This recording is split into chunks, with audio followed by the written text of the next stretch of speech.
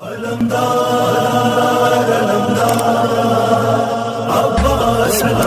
اللہ الرحمن الرحیم والشمس والضحاها والقمر اذا تلاها والنهار اذا جلاها والليل اذا يغشاها والسماء وما بناها والارض وما طحاها ونفس وما سواها فألهمها فجورها وتقواها قد أفلح من زكاها وقد خاب من دساها.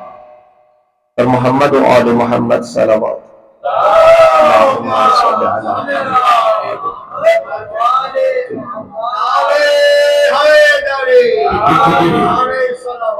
اللهم صل على محمد آل محمد عجل فرجهم. ائمہ طاہرین علیہ السلام کو اللہ تبارک و تعالیٰ نے بالکل اسی مقصد کے لیے بھیجا جس مقصد کے لیے اللہ تبارک و تعالیٰ نے انبیاء علیہ السلام اور رسول علیہ السلام کو بھیجا. تمام انبیاء، تمام رسول اور تمام ائمہ طاہرین علیہ السلام کے ارسال کا ہدف ایک ہی ہے من جانب خدا. اور وہ کیا ہدف ہے؟ ہدایت الناس، لوگوں کی ہدایت.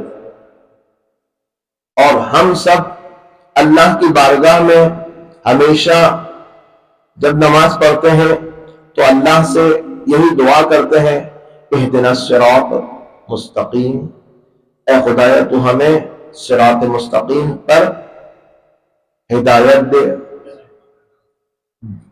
خداوند تبارک و تعالی اس ہی مقصد جو ہم دعا کر رہے ہیں کہ تکمیل کے لیے پہلے ہی انتظام کر چکا ہے، اور وہ انتظام ہے ائمہ طاہرین علیہ السلام کا، ہمارے زمانے کے لحاظ سے اور پریویس زمانوں کے لحاظ سے رسولوں اور نبیوں کا انتظام خدا کر چکا ہے ہدایت کا.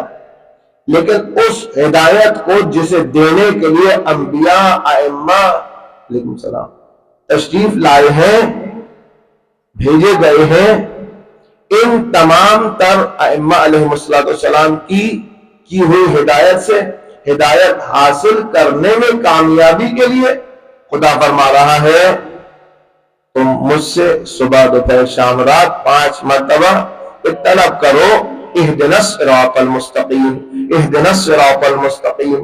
میں تم سے ایک بات کو بار بار سنوں گا تب بھی مجھے برا نہیں لگے گا، نہ فقط برا نہیں لگے گا اگر تم مجھ سے اس بات کو اس انداز میں بیان نہیں کرو گے تو تم میری بارگاہ میں ڈیفالٹ کرتے رہو گے. اس حد تک خدا کو پسند ہے کہ اگر ہم کہیں اور مانگیں خدا سے، التجا کریں تو ہم خدا کے مقربین میں سے کہلائیں گے. اگر ہم یہ باتیں کہیں، یعنی خدا سے کہیں اے خدایا تو مجھے ہدایت دے دے، اے خدایا تو مجھے ہدایت براہ مستقیم دے دے، تو خدا ایک بات اور بھی ارشاد فرما رہا ہے، ادعونی استجب لکم، مجھ سے طلب کرو گے میں تمہاری دعاؤں کو قبول کرنے والا ہوں. اب کوئی راستہ رہ نہیں گیا صراط مستقیم پر آنے کے لیے اور اس پر باقی رہنے کے لیے. کوئی راستہ رہ نہیں گیا، کوئی حجت رہ نہیں گئی. خدا نے وسائل بھیج دیے اور ہم سے کہا طلب کرو، اور کہاں سے طلب کرو گے تو میں دوں گا. کچھ رہ گیا؟ کچھ بھی نہیں رہ گیا.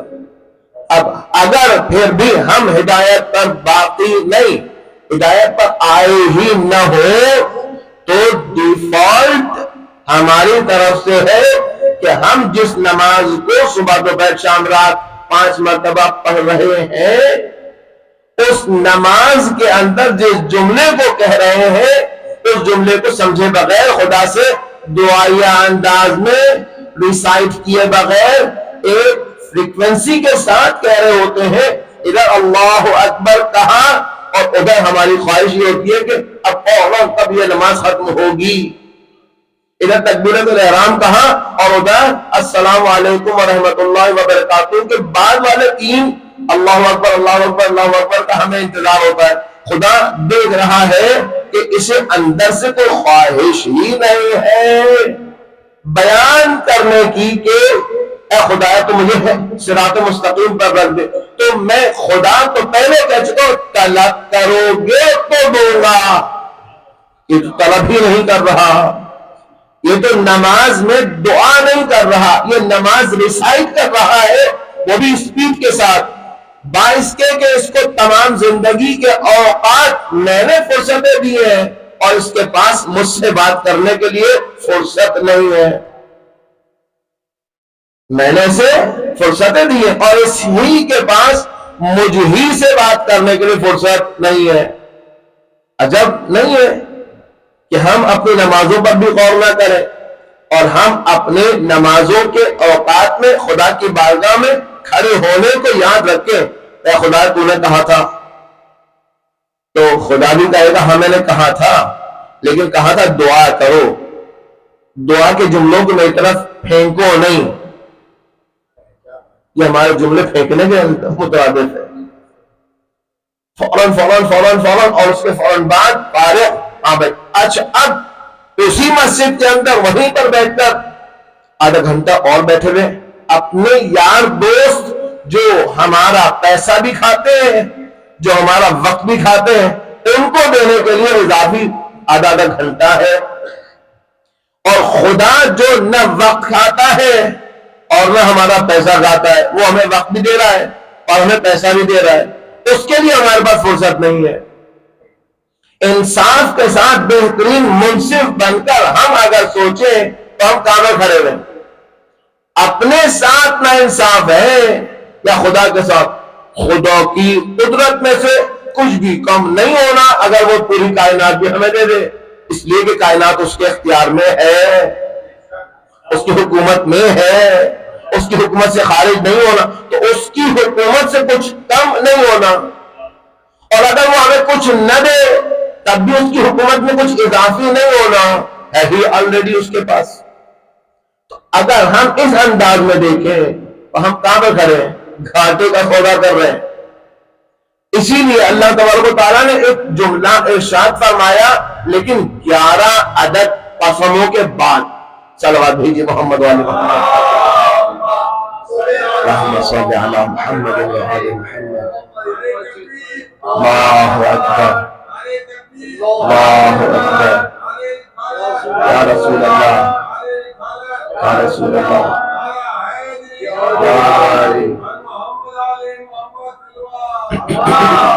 اللہم صل علی محمد و آل محمد عجل فرج. خدا وحدہ لا شریک اس قسموں والی سورے کو بھی چاہ رہا ہے کہ ہم لازماً سال میں 1-2 مرتبہ ضرور پڑھ لیں. تو اس سورے کو خدا نے رکھ دیا کہاں پر, نماز عید میں. اللہ کو یہ ضرور پتا ہے کہ جو اپنے آپ کو مسلمان کہتا ہے 5 وقتی نماز پڑھتا ہو یا نہ پڑھتا ہو, جمعے میں حاضر ہوتا ہو یا نہ حاضر ہوتا ہو, کم سے کم عید والے دن تو نہا دھو کر کپڑے نئے والے پہن کر میری بارگاہ میں لوگوں کے سامنے اپنے آپ کو مسلمان ثابت کرنے کے لیے عید کی نماز پڑھنے تو آئے گا. تو اسی دن خدا نے اس کو لازم قرار دے دیا کہ نماز عید میں بہترین یہ ہے کہ اس سورہ کو پڑھا جائے. کون سی سورہ ہے؟ سورہ سورج. سورہ کیا ہے؟ سورہ سورج. کبھی اس انداز میں سنا تھا سورہ سورج ہے, سورہ سورج ہے, سورہ چاند بھی ہے, وہ الگ ہے. اچھا اب آئیے اللہ تبارک و تعالیٰ کیا ارشاد فرما رہا ہے سورہ سورج میں؟ قسمیں کھا رہا ہے فقط, قسم پر قسم, اور قسموں کے بیچ میں کچھ نہیں ارشاد فرما رہا. بسم اللہ الرحمن الرحیم. والشمس والضحاہا. یہ جو واو ہے نا عربی میں یہاں اس سورہ میں اس جگہ پر, یہ واو یعنی قسم ہے. اس واو کا ترجمہ یہ ہے قسم ہے قسم ہے قسم ہے. والشمس اور سورج کی قسم, قسم ہے سورج کی, اور ضحاہا اور اس کی روشنی کی, ضحا روشنی کو کہتے ہیں, اور اس کی روشنی کی قسم ہے. والقمر, ایک اور واو آ گیا, والقمر اذا تلاہا, اور چاند کی قسم جب وہ چاند اس سورج کے پیچھے نکل آتا ہے، والقمر اذا تلاها والنہار اذا جلاها، اور دن کی قسم جب وہ کھل کر کائنات میں پھیل جاتا ہے، واللیل اذا یغشاها، اور رات کی قسم جب وہ رات اس دن پر چھا جاتی ہے اور دن غائب ہو جاتا ہے، واللیل اذا یغشاها والسماء وما بناها، اور آسمان کی قسم اور اس کی قسم جس نے اسے پھیلایا ہے بغیر پلر کے رکھا ہے اوپر، والقمر اذا تلاها والنہار اذا جلاها واللیل اذا یغشاها والسماء وما بناها والارض وما طحاها، اور زمین کی قسم اور اس کی قسم جس نے اس کو کائنات میں پھیلایا ہے، بچھایا ہے، والنفس وما سواها، اور تمہارے نفس کی، خدا مخاطب انسان سے ہے، والنفس وما سواها، اور تمہارے نفس کی قسم اور اس کی قسم جس نے اس نفس کو بنایا ہے۔ 11 قسمیں ہو گئی۔ ان 11 قسموں کے بیچ میں قسم کے علاوہ کچھ اور خدا نے بیان کیا؟ کچھ بھی نہیں۔ سوال، اگلی بات کو کرنے سے پہلے آپ ہی مومنین کرام سے، بزرگان سے سوال، اور وہ سوال یہ کہ ہم آپ قسم کب کھاتے ہیں؟ ہم آپ قسم کب کھاتے ہیں؟ ایسے ہی کھا رہے ہوتے ہیں یا اس وقت کھاتے ہیں قسم کہ جب ہمیں محسوس ہو کہ مخاطب کے ذہن میں ہماری بات وزندار ہو رہی نہیں ہے؟ جب میں قسم کھا لوں گا تو اس میں وزن محسوس کرے گا مخاطب۔ اور کیا ہم خدا کے کلام کے بارے میں ایسا تصور کر سکتے ہیں کہ ہمارے سامنے خدا کے کلام میں کوئی وزن نہیں ہو اور خدا محتاج ہو اپنی بات میں وزن ایجاد کرنے کے لیے قسم کا؟ اچھا، ایک اور سوال، کیا ہم ایک ساتھ 2 سے 3، 3 سے 4، 4 سے 5 قسمیں کھاتے ہیں؟ تمہارے سر کی قسم، تمہاری اماں کی قسم، قرآن کی قسم، کعبے کی قسم، قبلے کی قسم، کیا ایسے کرتے ہیں ہم لوگ؟ اگر کہیں تو قسم کھاتے بھی تو ایک قسم کھا لیں، کعبے کی قسم، ماں کی قسم، قرآن کی قسم، کوئی ایک کھاتے ہیں، اس کے بعد اپنی بات بولنا شروع کر دیتے ہیں۔ اور اگر عدالتوں میں کوئی قسم کھلوائی جاتی ہے جہاں پر بات کا یہ جملہ کہلوایا جاتا ہے کہ قسم کھاؤ کہ میں قرآن کی قسم کھاتا ہوں، جو کچھ کہوں گا سچ کہوں گا، ایک قسم، ہم آپ اپنی باتوں میں اس وقت قسم کھاتے ہیں یا کھلوائے جاتے ہیں؟ ہم سے قسم کھلوائی جاتی ہے کہ جب ہماری بات میں ویٹیج، سچائی کا نظر نہیں آ رہا ہو۔ اور خدا تو وہ ہے جس نے قرآن پڑھنے والوں کو قرآن کے آغاز ہی میں قرآن کے بارے میں ارشاد فرما دیا بغیر قسم کے۔ کیا ارشاد فرما دیا؟ لا ریب فیہ، ابتدا میں قرآن کے کیا فرمایا خدا نے؟ بسم اللہ الرحمن الرحیم، الف لام میم، ذالک الکتاب لا ریب فیہ، 3 حروف مقطعات جس کا رمز خدا جانتا ہے، اہل بیت اطہار علیہ السلام۔ اور اس کے فوراً بعد پہلا جملہ خدا کا حمد و ثنا، یعنی سورہ حمد کے بعد، حمد و ثنا کے بعد الف لام میم کے بعد پہلا جملہ کلام کے اندر کیا ہے؟ ذالک الکتاب، یہ جو کتاب ہے لا ریب فیہ ہے، اس میں شک کی گنجائش نہیں ہے، اس میں ریب نہیں ہے۔ جب اس میں ریب نہیں ہے، ڈاؤٹ نہیں ہے، تو اے خدایا اب کیسی قسم ہے؟ اگر ڈاؤٹ نہیں تو اب کیسی قسم ہے؟ ہمیں تو پہلے تیری بات میں بیان، تیرے بیان میں، تیری باتوں میں، تیرے کلام میں کہیں ڈاؤٹ نہیں تھا، تو اب کیوں قسم کھا رہا ہے؟ معصومین علیہ السلام ارشاد فرماتے ہیں کہ خداوند تبارک و تعالیٰ اپنی قسموں میں، اپنے بیان میں قسم اس لیے نہیں کھا رہا کہ ہم کو اس کی بات میں، ہمیں انسانوں کو اس کی کلام میں، اس کی باتوں میں وزن کم نظر آ رہا ہو، بلکہ اللہ تبارک و تعالیٰ قسم کھا کر ہم انسانوں کی توجہات کو اپنی طرف مبذول کروانا چاہتا ہے کہ اے انسان سن، میں خدا اپنی بات پہ اہم ترین بات بیان کرنا چاہ رہا ہوں اس سے پہلے تم انسانوں کی توجہات کو اپنی قسموں کے ساتھ مبذول کرنا چاہ رہا ہوں.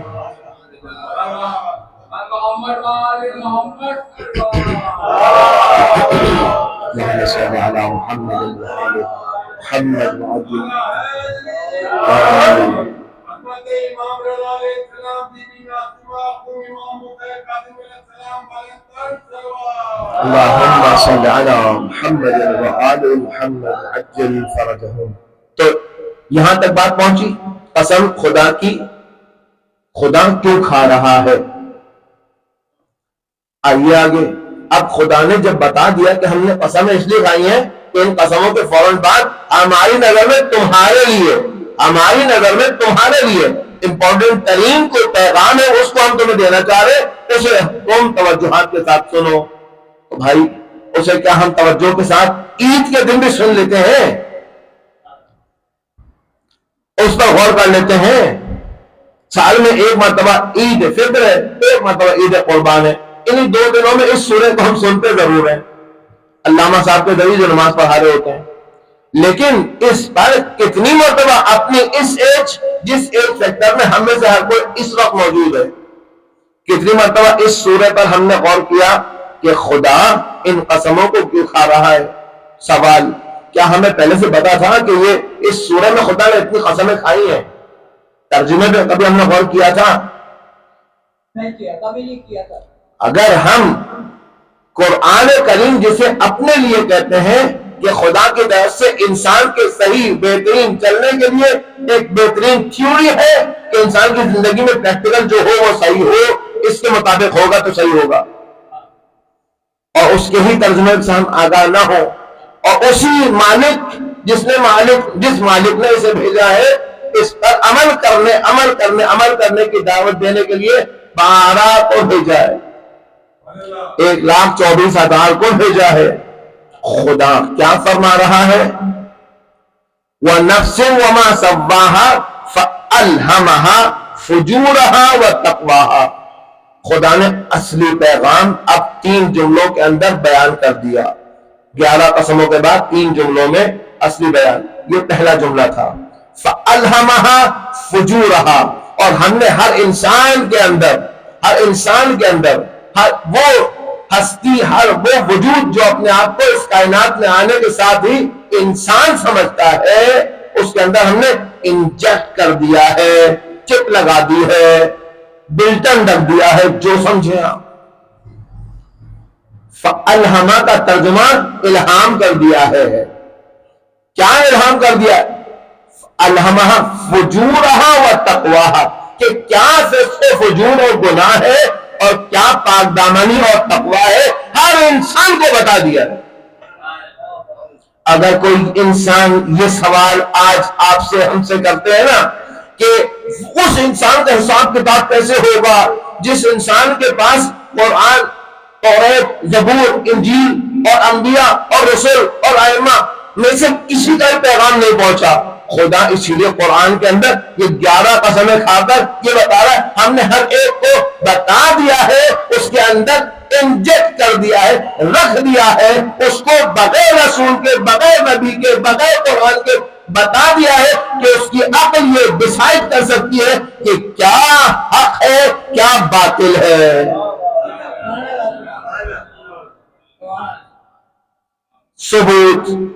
ثبوت کیا ہے بھائی؟ اس کا مطلب آقا صاحب کیا ہمیں قرآن کی کوئی ضرورت نہیں ہے؟ نہ، قرآن ہمیں راستہ جہد بتائے گا، قرآن ہمیں بتائے گا، بہت ساری ڈیٹیلز بتائے گا. لیکن یہ جو خدا نے بیان کیا 11 قسموں کے بعد، اس جملے کا مطلب کیا ہے؟ اس جملے کا مطلب عام سے مفہوم میں بتا دوں.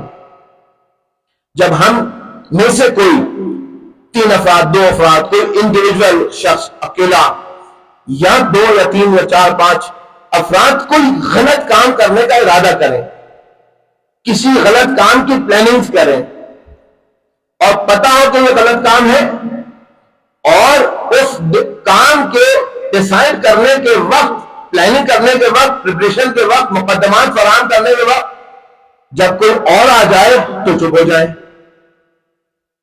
پھر وہ چلا جائے تو دوبارہ شروع کر دیں. اچھا جب کوئی اور آ گیا تو چپ کیوں ہو گئے؟ اور جب وہ چلا گیا ہم میں سے کوئی 4 افراد اگر بیٹھے ہوئے اللہ نہ کرے کسی غلط کام کا، کوئی ہم میں سے کائنات میں کوئی بھی کہیں پر بھی انسان کوئی غلط کام کی پلاننگ کرتا ہے تو وہ چپکے کیوں کرتا ہے؟ جیسے ہوٹل میں بیٹھا ہوا نارمل یا اپنے گھر میں بیٹھا ہوا اپنے بیوی بچوں کے ساتھ بیٹھا ہوا نارمل گفتگو کر رہا ہوتا ہے، یہ والی باتیں جو پلاننگ غلط، یہ والی باتیں بچوں کے سامنے، بیوی کے سامنے، ماں بہن کے سامنے کیوں نہیں کر رہا ہوتا؟ ادارے کے لوگوں کے سامنے ٹیبل پہ بیٹھا ہوا، اپنی ورکنگ ٹیبل پہ بیٹھا ہوا عمومی محفل میں کیوں نہیں کر رہا ہوتا؟ ایک نشانی ہے ان قسموں کے بعد آنے والے بیان کا پروف یہی ہے کیا؟ اگر تم یہ سمجھتے ہو کہ میں نہیں جانتا تھا کہ غلط ہے یا صحیح ہے تو چھپ رہے کیوں ہو؟ اور اگر جانتے ہو کہ غلط ہے یہ بتاؤ تمہیں بتایا کس نے کہ غلط ہے؟ کون نبی آیا؟ کون رسول آیا؟ کون سا قرآن آیا آپ کے پاس؟ کون سی توریت اور زبور اور انجیل آپ کے دل میں اتری ہے جس نے آپ کو بتایا کہ یہ غلط ہے، یہ اس کے سامنے بات نہیں کرنا؟ نہیں، اندر جو ایک خدا نے انسان کو قوت فکر، قوت عقل دی ہے، اسی عقل کا ڈیسائیڈ شدہ یہ پیغام ہے کہ جو کام کرنے جا رہا ہے نا یہ غلط ہے، اگر اعلانیہ طور پہ کیا پکڑا گیا تو سزا ملے گی، کوڑے ملیں گے، ہلاک کر دیا جائے گا، مار دیا جائے گا، ہینگ کر دیا جائے گا۔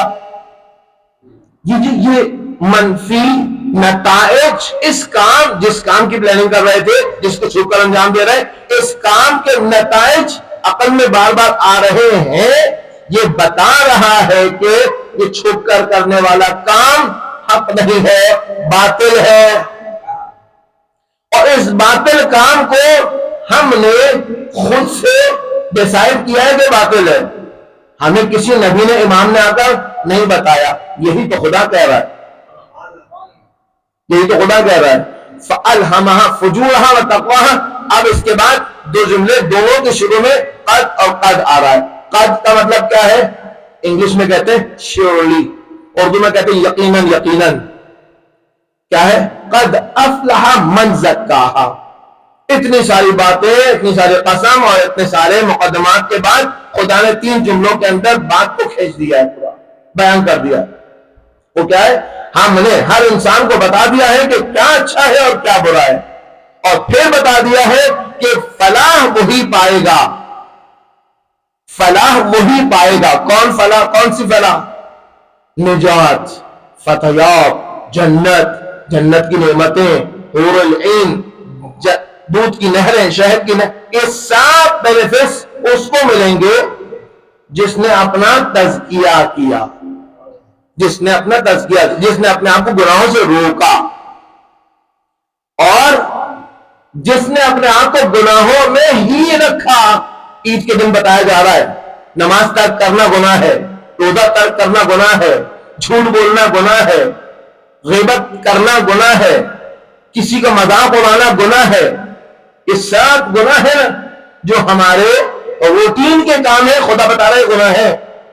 اب عید کے دن آ کر مسجد میں سن بھی لو نماز عید میں، جس نے اپنے آپ کو گناہوں میں رکھ دیا، وَقَدْ خَابَ مَنْ دَسَّا، دوسرا قد ہے، یقیناً یقیناً وہی ناکام و نامراد۔ خوابہ یعنی ناکام، خوابہ یعنی نامراد، خوابہ یعنی ناکامیاب، وہی ہوگا جس نے اپنے آپ کو دساہا، چھوڑ دیا گناہوں میں۔ اب ہم عید کے دن گئے، عید کے دن نماز پڑھی، نماز میں یہ سنا، لیکن چونکہ نہیں سمجھا، اب آ کر اگلے سال پھر نماز میں عید میں جائیں گے۔ ہماری مسجدیں غیر آباد، اور ہماری مسجدوں کے اندر، ہماری سے مراد مسلمانوں کی مسجدیں، بہترین مسجدیں، خوبصورت مسجدیں، بہترین فیسلٹیز کے ساتھ، فیسلٹیز، لیکن انسان سے خالی۔ حی علی الفلاح کہا جا رہا ہے، بلایا جا رہا ہے فلاح کی طرف آؤ، کامیابی کی طرف آؤ، خدا کہہ رہا کامیابی کی طرف آؤ۔ خدا سے ہم مانگ رہے ہیں اے خدایا بیٹی کی شادی ہو جائے، اے خدایا بیٹی کا بیٹا ہو جائے، اے خدایا بیٹی کے گھر میں جو معاملات خراب ہوئے وہ صحیح ہو جائے، سارے مانگ رہے ہیں. یہ جو مانگ رہے ہیں یہ کیا ہے؟ خدا کہہ رہا یہ تم جو مانگ رہے ہو یہ چاہتے ہو نا کہ یہ ہو جائے، اس میں کامیابی ہو جائے، اس میں کامیابی ہو جائے. صبح تو بیٹھ شام رات میرے گھر سے آواز تمہارے کان میں پہنچتی ہے، حیا حیا علی الفلاح، کامیابی کی طرف، حریت کامیابی کی طرف، حریت کامیابی کی طرف. کتنی مرتبہ حریت آئے ہو، حی علی الصلاۃ، حی علی الفلاح، کامیابی کی طرف. حیا لفظ حیا، حیا یعنی حریت. حریت عربی سے انگلش میں ترجمہ کر لیں، پوری اذان کو اٹھائیں، چیٹ جی پی ٹی میں ڈالیں، نیچے لکھے اس کا عربی نہیں اردو، اس کا انگلش ترجمہ. چیٹ جی پی ٹی آپ کو اس کا ترجمہ بتا دے گا. اگر موبائل سے ہم چیٹ جی پی ٹی سے بہت کچھ سرچ کر رہے ہیں، اپنی عبادت کو تو سرچ کر لیں، نماز عید کی سوروں کو تو سرچ کر لیں، اس میں کیا لکھا ہے انگلش میں اردو میں مل جائے گا. میں نے ابھی کیمرے کے سامنے کیا کہہ دیا آپ لوگوں سے؟ قرآن کا ترجمہ چیٹ جی پی ٹی سے پوچھیں. اسی لیے کہہ رہا ہوں کہ اگر میں کہوں گا نا جناب فرمان علی صاحب کے ترجمے سے پڑھیے گا، اب وہ ڈھونڈنے میں لگ جائیں گے کہاں پر ہے فرمان علی صاحب کا ترجمہ. ذیشان حضرت جوادی صاحب کا ترجمے سے پڑھیے گا، مفتی جعفر حسین صاحب کے ترجمے سے پڑھیے گا، شیخ محسن علی نجفی صاحب کے ترجمے سے پڑھیے گا. کہیں گے تو ہمارے ہے نہیں گھر میں، چیٹ جی پی ٹی آپ کی جیب میں رکھا ہوا ہے. اور اس میں اگر یہ لکھ دیں کہ ترجمہ شیخ محسن علی نجفی، اگر اس میں یہ لکھ دیں کہ ترجمہ سید ذیشان حضرت جوادی علامہ، اور اب یہ لکھا اور ڈالا، اس کے ترجمے سے آپ کو دے دے گا. بتائیے آپ کے گھر میں تمام تفاسیر موجود ہے. اب آپ کے گھر میں نہیں، آپ کی جیب میں تمام تفاسیر موجود ہے، تمام احادیث موجود ہے جو نجف سے لے کر قوم تک مراجع عظام نے، جید علماء کرام نے ہماری آپ کی ہدایت کے لیے مکے والے تمام زحمتیں رسول خدا، مدینے کی تمام زحمتیں رسول خدا، مدینے میں رہنے والے تمام ائمہ تعین علیہ السلام کی زحمتیں معصومین علیہ السلام، اور جناب بی بی فاطمہ معصومہ قوم کے علماء، صلی اللہ علیہ وسلم، فاطمہ معصومہ قوم کے جوار میں رہنے والے جید علماء کرام کی تمام زحمات کو احادیث کی صورت میں جمع کیا، آیات کی صورت میں جمع کیا، آیات کی تفسیر کی صورت میں جمع کیا، حدیثوں کی تشریح کی صورت میں جمع کیا، اور ایک نام رکھ دیا جامع الاحادیث. اس میں آپ کی ہماری مستند 4 کتابیں بھی موجود ہیں، عربی میں بھی ہے، اردو میں بھی ہے. اس کا جامع الاحادیث نام رکھ دیا گیا. امام رضا علیہ السلام کے تمام بیانات اور ان کے ارشادات کے سائے میں، ان کے ارشادات کے، ان کی جوار میں رہنے والے تمام علماء نے جو کچھ خدمات انجام دیے، تمام کو آپ کے ہاتھ میں انٹرنیٹ کے ذریعے سے پہنچا دیا گیا. آج حجت تمام ہے. آپ کو چند سیڑھیاں چل کر، یا آپ کو چند قدم یا چند کلومیٹر چل کر کتاب خانوں تک نہیں پہنچنا. کتاب خانوں کو آپ کے چیٹ جی پی ٹی یا انٹرنیٹ یا فیس بک یا آپ کے پلے اسٹور کے ذریعے سے آپ کے گھر تک، آپ کے ہاتھ تک، آپ کے فنگر ٹپ تک پہنچا دیا گیا ہے. صلوات بھیجیے محمد والے محمد.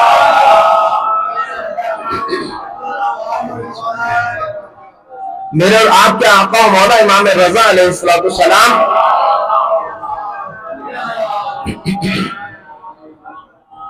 کا اس دنیا میں اپنے آپ کو زحمتوں کے ساتھ مدینے میں رکھنا، اور ان زحمتوں کے بعد مدینے سے خراسان بلایا جانا امام رضا علیہ السلام کا. ظالم وقت امام رضا علیہ السلام کے والد کو اس کا باپ قتل کر چکا، امام موسیٰ کاظم علیہ السلام.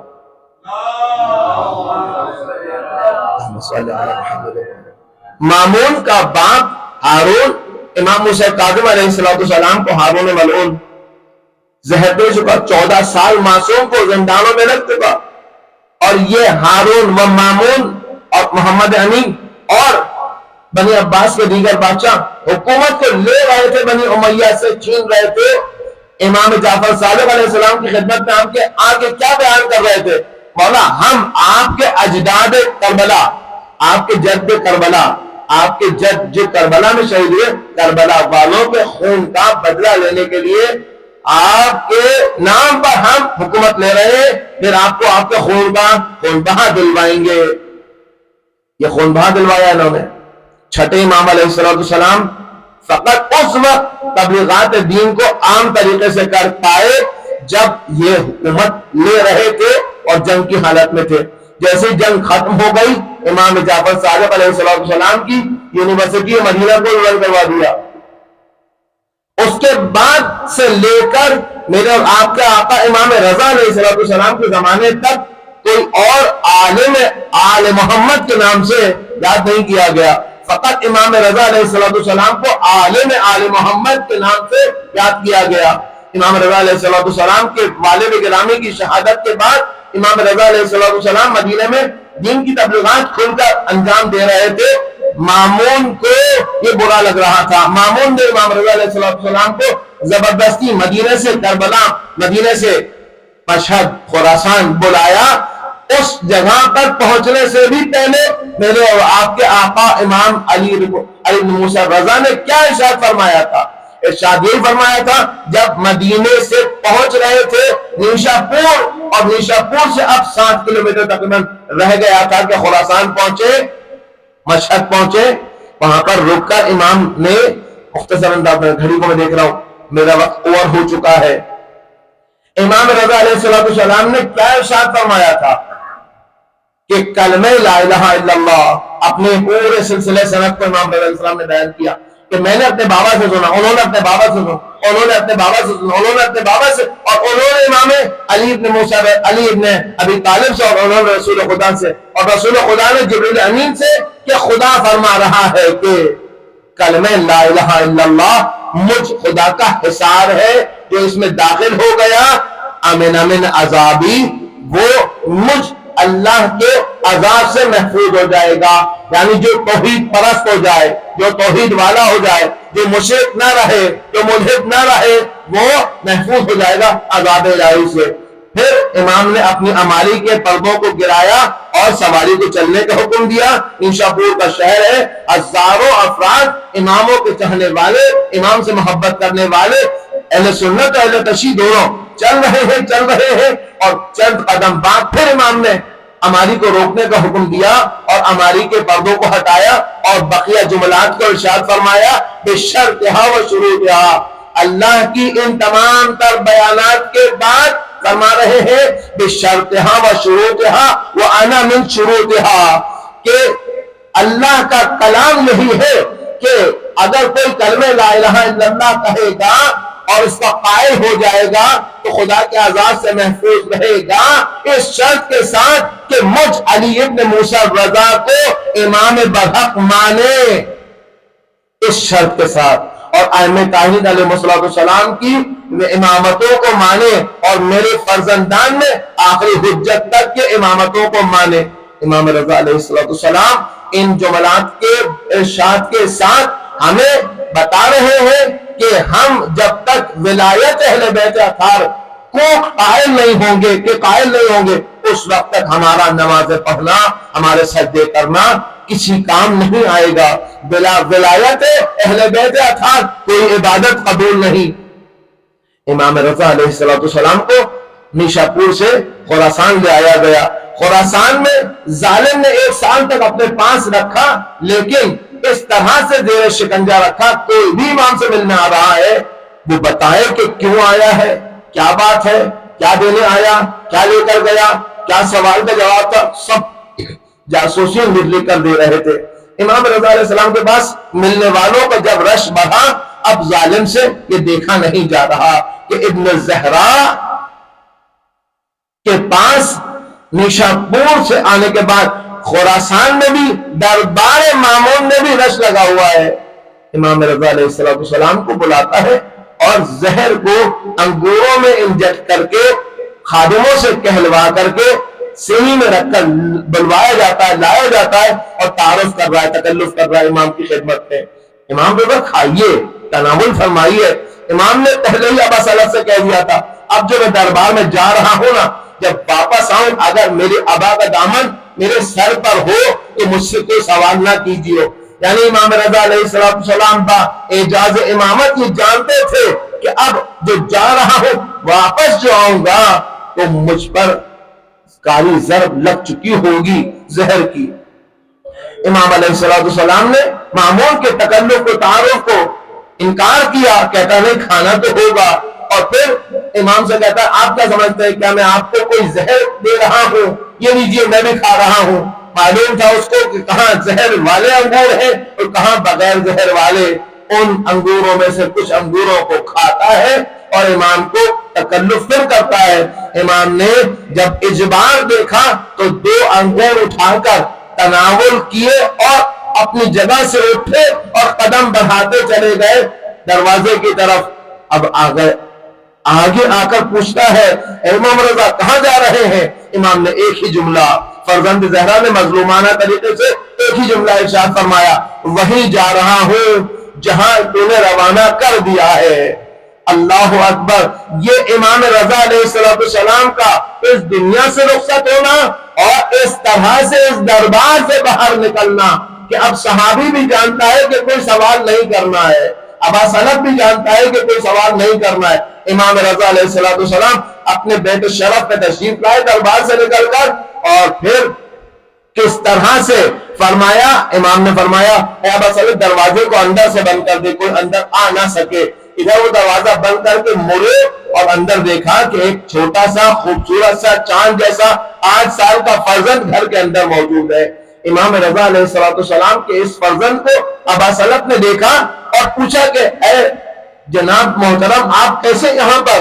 امام جواد علیہ السلام نے فرمایا کہ ہم اسی خدا کی قدرت سے جس نے ایک لمحے میں مجھے مدینے سے خراسان لے آیا ہے، دروازے کے اس طرف سے اس طرف بھی کرنا اس کے لیے کوئی کام نہیں رکھتا۔ امام جواد علیہ السلام تو اپنے بابا کے آخری اوقات میں، آخری وقتوں میں اپنے بابا کے سرہانے پہنچ گئے، اسرار امامت کو لیا اور امام کے غسل و کفن کا اہتمام اپنے ہاتھوں سے کیا۔ لیکن ہائے غریب زہرا، ہائے غریب زہرا، اے کربلا کے غریب، آپ 3 دن تک اپنے خون خاک کربلا میں غلطاں پڑے رہے ہیں، کوئی نہیں تھا جو آپ کو غسل و کفن دیتا، ارے کوئی نہیں تھا جو آپ کو تدفین کرتا۔ الا لعنت اللہ علی القوم الظالمین وَسَيَعْلَمُ الَّذِينَ أَيَّ مُنْقَلَبٍ يَنْقَلِبُونَ۔ خداوند بحق محمد و آل محمد تمام حاضرین کی اس زحمت کو اپنی بارگاہ میں قبول و مقبول فرما، تمام حاضرین کی اس عبادت کو انہیں بہترین اجر کے ساتھ ان کے نام اعمال میں شمار فرما۔ خداوند بحق محمد و آل محمد اس مرکز، اس عزا خانے کے بانیان اور اس کے اطراف میں رہنے والے تمام محبین اہل بیت اطہار اور تمام خدمات انجام دینے والے مومنین اور مسلمین کی عزت و جان و ناموس کی حفاظت فرما، اس عزا خانے کی حفاظت فرما۔ خداوندہ بحق چہردہ معصومین علیہ السلام تمام مسلمین، تمام مؤمنین کی عزت و جان و مال کی حفاظت فرما۔ خداوندہ بحق محمد و آل محمد حضرات ائمہ معصومین علیہ السلام کو ہم سے راضی فرما۔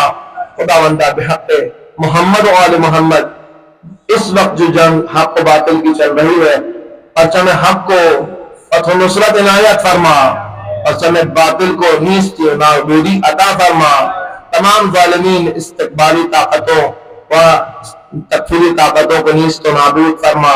خداوندہ حضرت امام زمانہ علیہ السلام کے ظہور میں تعجیل فرما، تمام دعاؤں کی قبولیت کے لیے بآواز بلند صلوات اللہم صلی علی۔ اگر آپ چینل پر نئے ہیں تو چینل کو سبسکرائب کریں اور شیئر